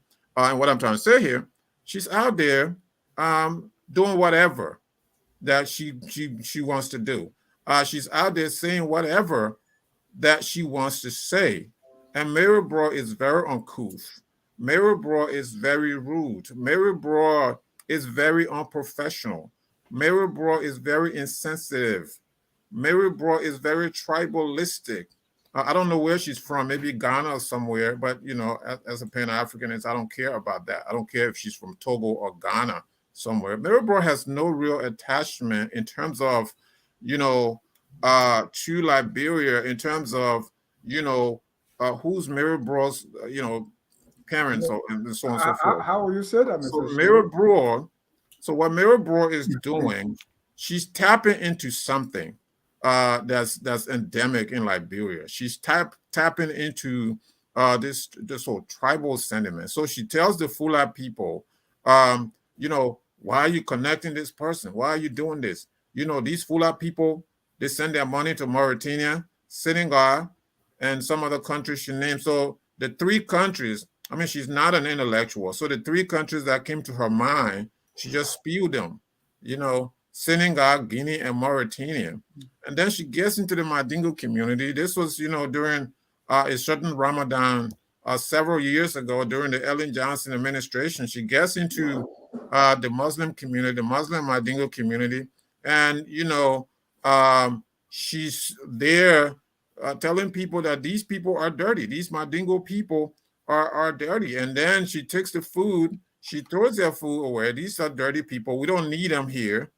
This is Mary Broh. So if this is in any other country, Mary Broh will be out of work.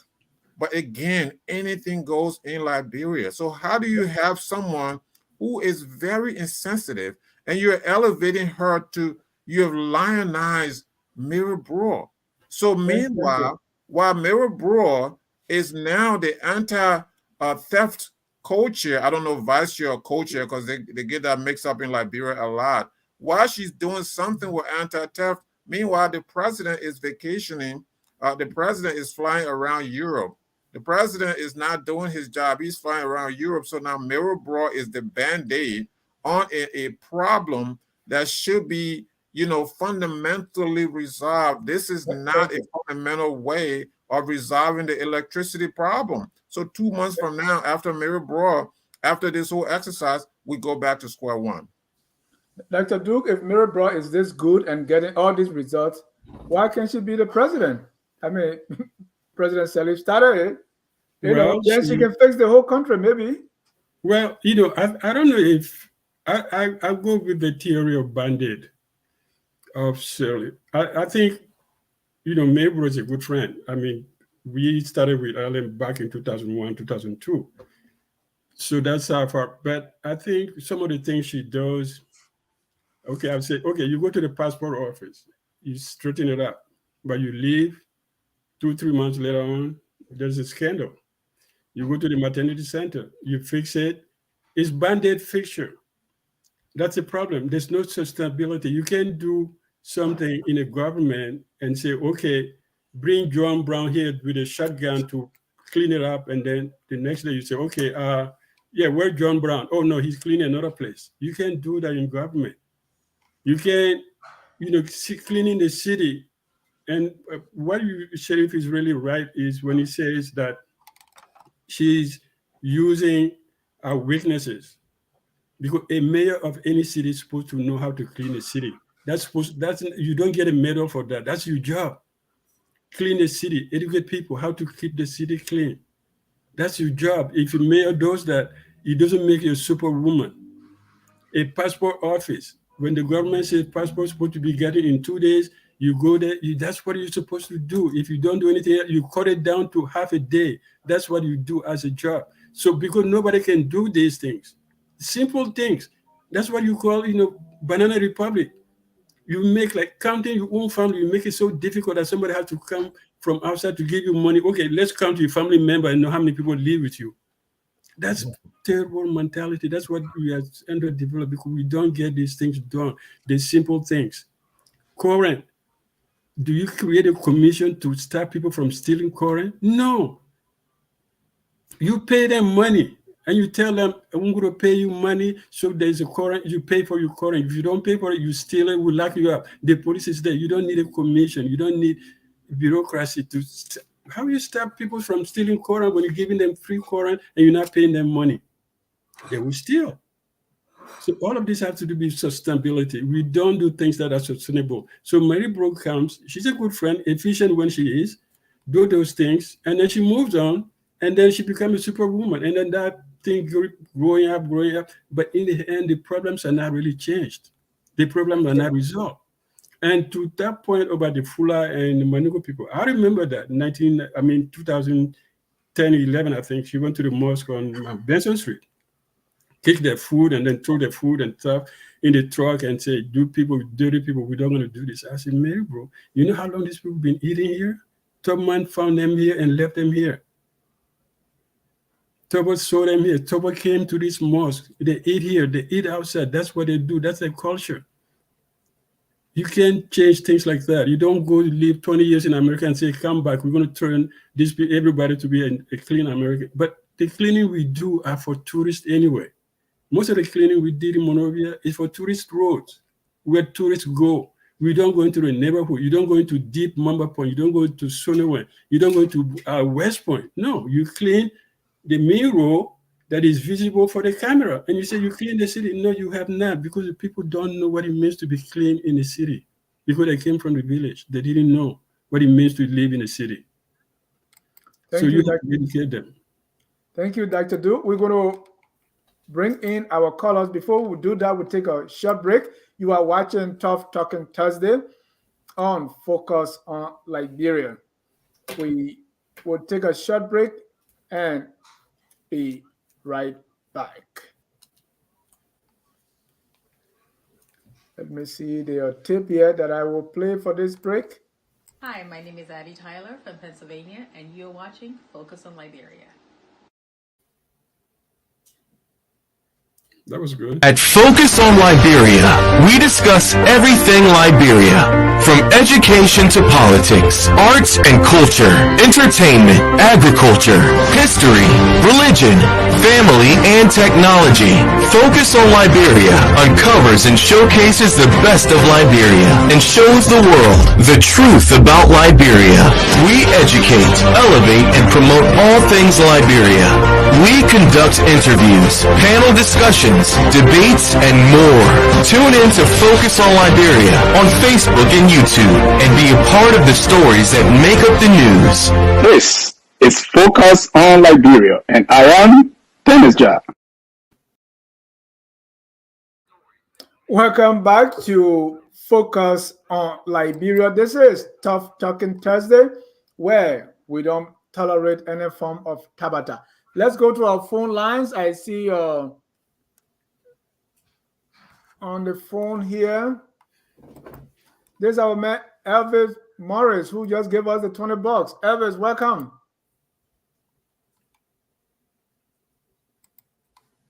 Thank you, Mr. Jah. Thank you for the show tonight. Very good discussion. Thank you. Quickly, I wanted to say, this whole thing with the census, I really want to place the blame on the legislators. I think they have a check and balance duty. It's part of their fiduciary duty as, a representative for the people, to hold those who are supposed to be performing certain government, activities, to book when they're not, doing their job. You don't expect the patients in their asylum, to medicate themselves. So if the executive is not doing what they're supposed to do, the legislators are supposed to be the ones that hold them in check and make sure that they're dishing out their duties, accordingly. So by them not even calling those religious guys to book, because they have arresting powers. They can hold those guys in contempt. They could have a vote of no confidence. That's where you see your legislature, working for their money. That's what they're supposed to be doing. So this whole thing, when they go back to Judge Weah this, Judge Weah that may all be true. But what are those competent, quote-unquote, legislators doing to make sure that these guys, who are supposed to be running the census, are actually doing their job? So this is a case in point of, lack of I won't say lack of anything, but it's just a case in point of people not, doing their fiduciary, taking their fiduciary responsibility seriously. It's exactly that. The president is out of the country. Vice president is acting. You know, the legislature right now should be at the most powerful there's ever been, you know, during this president's term. But they're not doing that. So who do we blame? And these are people that we directly elected into office. So we are the closest to them than George Weah in terms of, you know, how we hold them accountable. So for me, yes, I'm against everything the president is doing in terms of the trip. But when it comes to this census issue, which is a big task for the government, I think the legislature and the legislature should step up and take the bull by the horn and really put, you know, throw the book at those guys who are being negligent in their duties. So that's my only point I really want to make. And good show tonight. Appreciate it. Thank you. All right. Oh, right. That's Dr. Duke. Yeah. Your response to our caller. No, but he's right. But I think the legislature, I think people have said so much about that. Everybody talk about brown envelope or yellow envelope, whatever it is. They don't, because in reality, there are more opposition legislature than CDC. In both houses, somehow, either equal or there's no, but you don't see them, you don't hear them. I never heard, okay, Dulike, I know you're chairman. I have never heard one of the opposition leader proposing a bill or something that will totally contrary to the government position. Never. But whatever the government comes in, goes pass through at 5G or 4G. Everything the government wants, it gets it. But the opposition they never had, it's like they don't have a caucus, they don't sit to talk to each other, they don't exchange notes, they don't function. And that's probably the weakest link in the government. Really, the legislature is probably one of the weakest links in the government, if you think about it. They could wake up George Weah. They could have wakened him long ago and said, Mr. President, you know, there's something called Article 63. You know, we can get 1 million signature and get you out of power. But, you know, they don't do their job.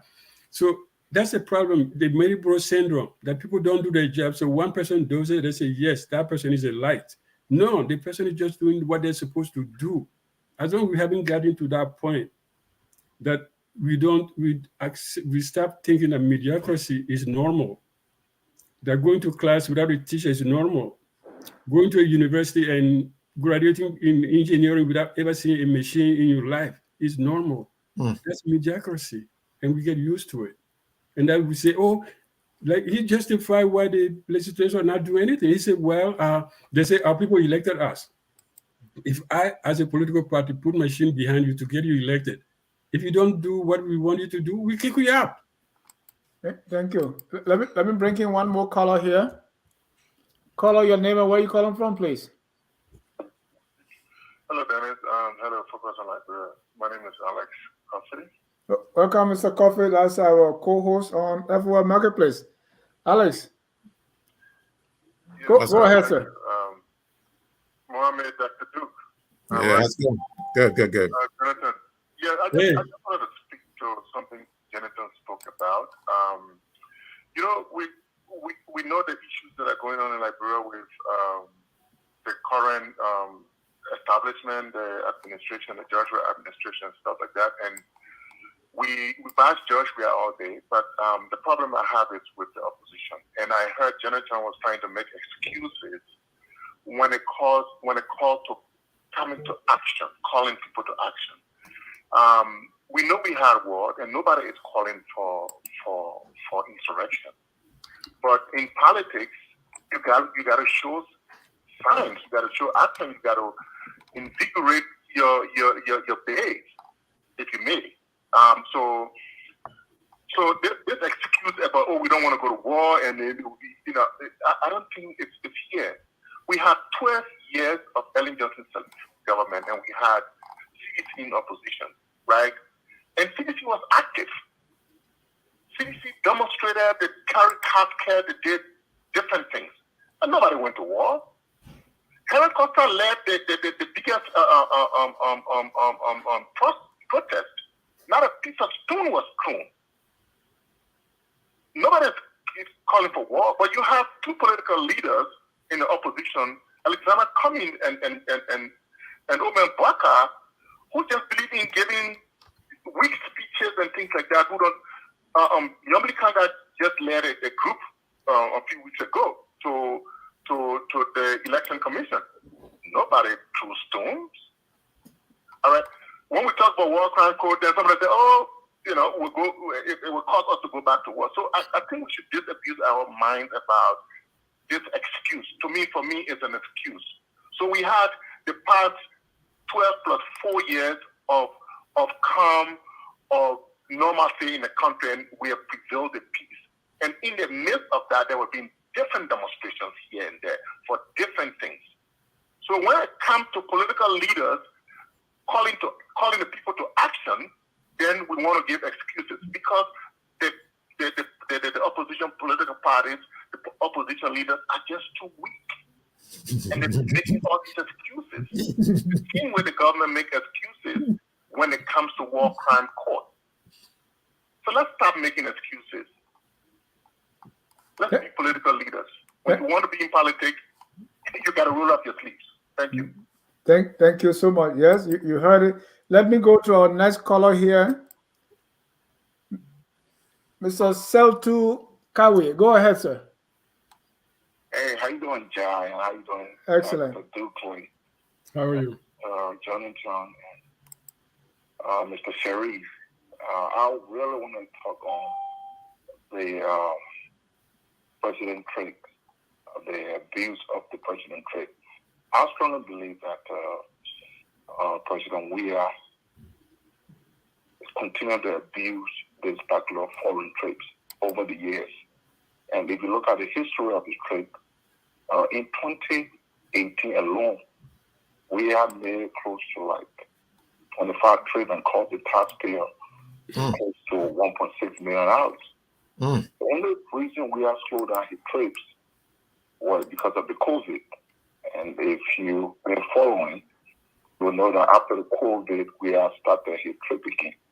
Just for example, in New York alone, when he went to the UN General Assembly, I mean, we had took over 35 men delegation. You had the Minister of Foreign Affairs, you had Samuel Tower, Minister of Information, Maritime Commissioner. I mean, 35 persons. And if you look at what is allocated alone this year, just for we have foreign trip, it's 1.6 million. So what the president is doing is he's making sure that what is allocated for him in terms of foreign trip are really used. But if you look at what is allocated for him locally in the budget, we don't care about that because it's not that much. So I think the main reason is the failure of the legislature to appropriate reasonable funding that will curtail this level of wasteful spending as it relates to the president foreign trade. I think that's what I want to say. Thanks. Thank you so much for calling. The president, as I learned, is getting what, 2,000 every day. That's a good bit of money. Let me let's hear from Mr. The 23 days is like 46,000 just in allowance alone. Wow. If you are in the United States and you make 46,000 a year, you got a good job. Yeah. Of course. Thank you, Mr. Kawe. About the female of the parlor and everybody. Yeah. I mean, just your padam. Wow. Okay, thank you. Mr. Thomas Kane, let's take our last caller here. Mr. Thomas, go ahead, sir. Yeah. Thank you very much, Mr. Jack. Good show. Thank you. You know, normally when the president goes to the UN, one of the things he normally says is that Liberia is a safe haven for democracy because there are no political prisoners.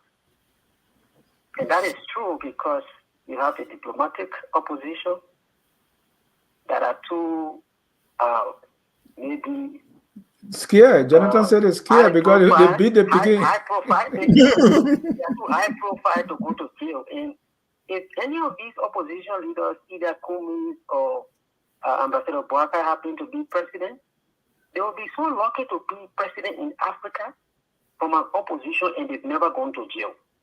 Because if you look at all of the opposition leaders in Africa that become president, like the current president of Zambia, other presidents, they go to jail many times before they eventually become president. So they will be very lucky to go to jail and to become president, and they've never gone to jail. So we have a very diplomatic former vice president, and then we have a corporate leader in Mr. Alexander Cummings, who are good at writing speeches, but they never do anything beyond the speeches. So I think we are almost out of time. I think we'll just continue to deliver these speeches until we get to the election.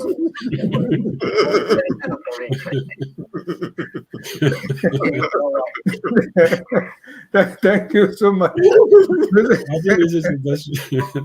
Mr. Dolaka, you know, these speeches. Anyway, let's go around 1 minute each and respond to our callers, and then we're going to go to our last session, which is our Tabata session. Mr. Sherry, let me start with you. 1 minute to respond to our callers. Yeah, the last caller just encapsulates everything that we've been talking about.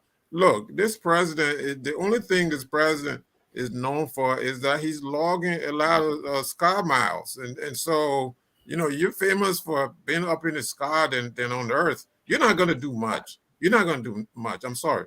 So if the Liberian people love this kind of thing, then go ahead and vote for him in 2023.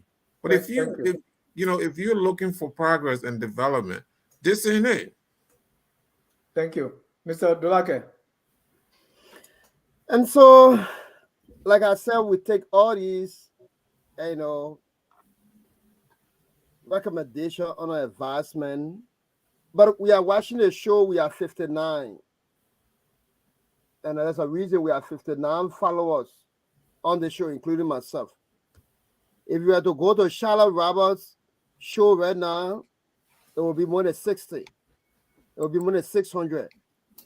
All the agitation on the different social media networks and the bar muffin Liberian troop in to go listen.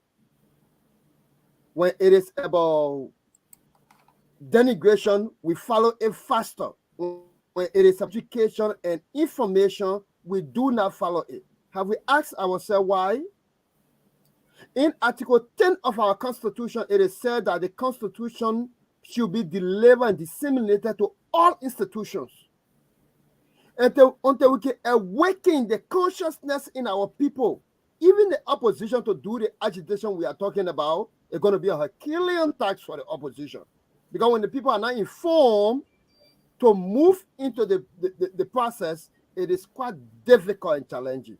The COP protest that you're talking about, I was a member of the Save the State. That protest was owned by Save the State. We orchestrated and engineered the different stuff that should have taken place. And then the political parties came and appropriated it in a public press conference. So we take it under advancement. At one point, they said it's opposition not talking. When we talk, again, we are elevated to another level to take on action. But we will see how we can handle these things, and we'll take on the appropriate actions in keeping with all of the safety measures so that we deliver for our people. But when when an EPS officer can be killed in the presence of a president, we got to take into all these considerations in order to making sure that when we execute this, the purpose of an agitation, it can be properly handled like we did with this COP situation. Thank you. Dr. Duke. Well, I think when you have fear and mediocrity as the common denominator in a society, you are trapped into a bad place. We fear, we have this trauma. It's like a transgenerational trauma that we have from the war. People don't want to do anything because you don't want to rock the boat on one hand. And then the other hand, you say, yes, we can have this man as president. He was a great football player. He never had a press conference. He never talked to the press. He never had a town hall meeting, except, when he traveled, he talked to a few students. But he's still president. We say, yeah, it's okay. Don't bother him. Let him go. So fear, mediocrity as the common denominators, we inside for a long time.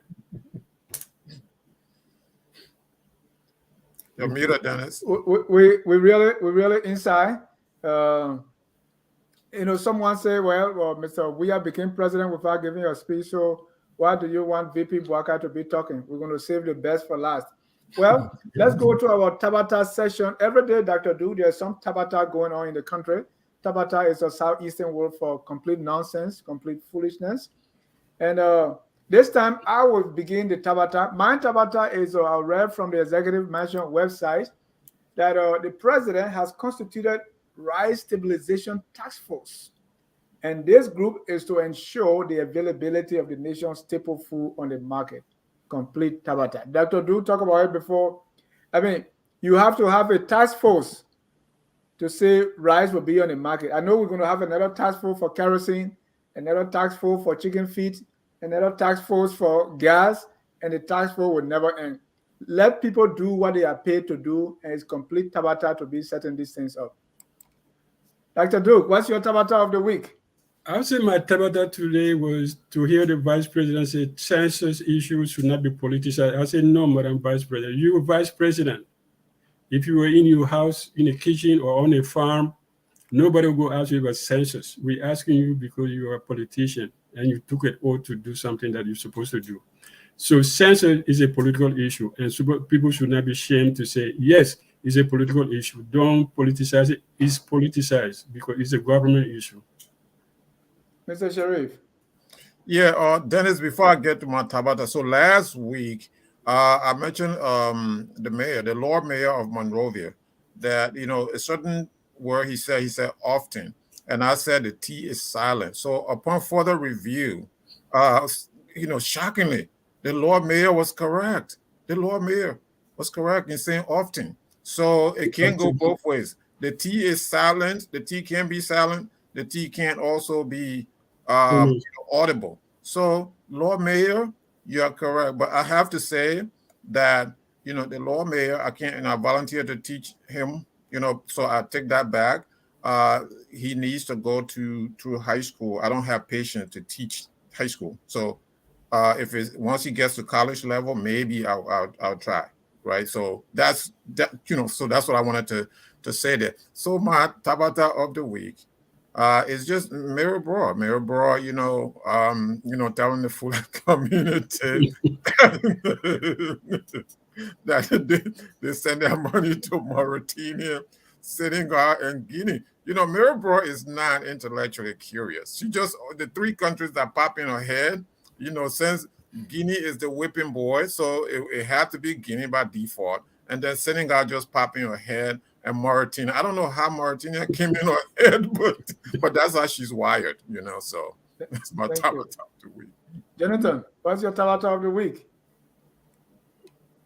My Tabata of the week is the information that I received that the 4 boys that were alleged of being sent by Simose somewhere in the hinterland and that went missing and have been established that they are dead. Their bodies have been found, and the government of Liberia is there trying to recognize one of the boys after almost 2 years. I don't know how that is figured out, and so that's my greatest Tabata of the year, of the week. I mean. Thank you so much. With a very short time that we have to close, I will go around the room and get your closing comment. I really thank you tonight for coming and being with our viewers. Viewers, I thank you also for being here with us. Always focus on Liberia, where we educate, we elevate, and promote all things Liberia. Let's go around the room. Let me start with Mr. Sharif, your closing.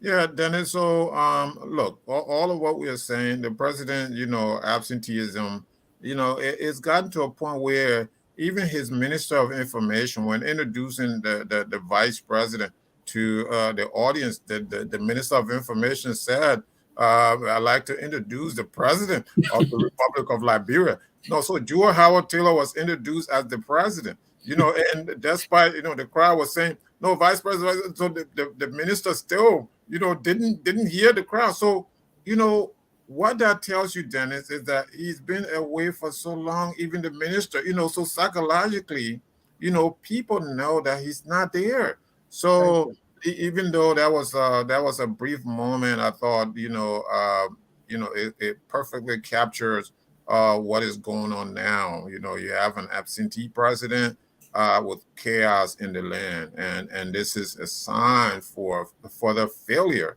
of the Liberian nation state. It's a disgrace. It's just a disgrace. Thank you. I want to welcome you this Saturday at 3 p.m. We have FOL Marketplace, and our discussion will be on central bank digital currency. The central bank digital currency, they call it CBDC. Our guest is Yemu Kain, and you're going to have Alex Coffey, Larry Kennedy, economist Depu Zuo, and Gabriel Carter. They will be here. That's Saturday and every Saturday at 3 p.m. Don't miss FOL Marketplace, where we discuss business, finance, economics, and everything in between. Mr. Dulake, your closing comments, sir. And so I would like to say thanks for the opportunity given me. I feel quite glad sharing this platform with Dr. Duclay and Mr. Sharif.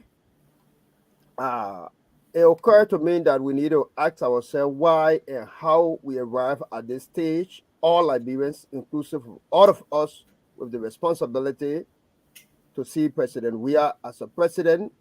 No debate, no policy statement, nothing whatsoever, yet became president, voted out of 14 counties out of 15 counties. It demonstrates clearly to us that our problem is lack of information across the 43,000 square mile, lack of education. And when you have a country like that, just from world situation and people are not well informed, it gave you the urge to changing the dynamic of the politics, which many a time Mr. Cummings will say we have to move from the traditional politicking to a different course of politicking that can now inform our people. And so it is on our shoulder to take some of the pieces of advice that have been given, but to constructively engage with our government. We are never afraid. Some of us live in Liberia. Some of the critical things that we say in Liberia, we have not even said it while in America here. But it is important to know that this government needs to understand that the biometric of the National Elections Commission cannot be handled by the entity that they are given it to. They should listen to the PBCC. It is important to know that the rights crisis is still ongoing. It is important. The latest process cannot be continued because at the end of the day, it will not give the desired result. And President Weah travels across the nation. He should take cue that ambassadors and technicians can do some of these jobs instead of taking taxpayer money and spending it in a shameless way and wasteful manner. Thank you. Morris Gassama said, my tabata of the week, there are 4 branches of government under the Weah government: the legislature, judiciary, executive, and the United States Embassy. Dr. Duke, you get the last word. Well, I want to thank you for this beautiful program, and it was a pleasure being with Mohammed Sharif and Jonathan, and I hope we continue the discussion. And I think everybody knows what is wrong with the country. It's dysfunctionality, dysfunction at the highest level of the government, and it trickles down. So how you change that? Do you want to depend on the civil society? Do you want to depend on the media or political parties to do it? How do you wake up and say, Mr. President, you cover enough miles, sit home and focus on your country. Find rice, find biometrics, do the census, and retire wherever you want to go. But until we get that done, that we accept those things, I think we're going to be in a deep hole.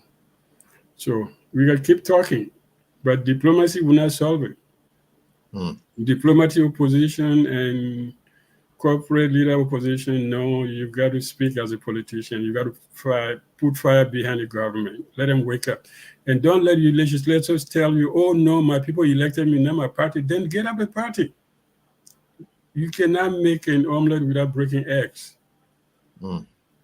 So if you fear, if you are afraid of Koji, if you're afraid of the police, you can be, you can stand up to CDC because CDC is ruthless. CDC is ruthless. They want power, they took it, and they'll keep it till you kick them out. So it's not, they're not going to give it to you on an olive branch. On that note, I want to say thank you, Doug. Thank you, Mr. Dolake, and thank you, Mr. Sharif. I want to thank our viewers for always following us here at Focus on Liberia. We never close a broadcast without playing our song that says, "We are all Liberians." Whether you support Mr. Cummings, Mr. Boakai, Councillor Gonglo, or even President Weah, or even me, we are all Liberians, and it is incumbent upon all of us to do our best to make our country the glorious land of liberty. Have a good night, and God bless. We are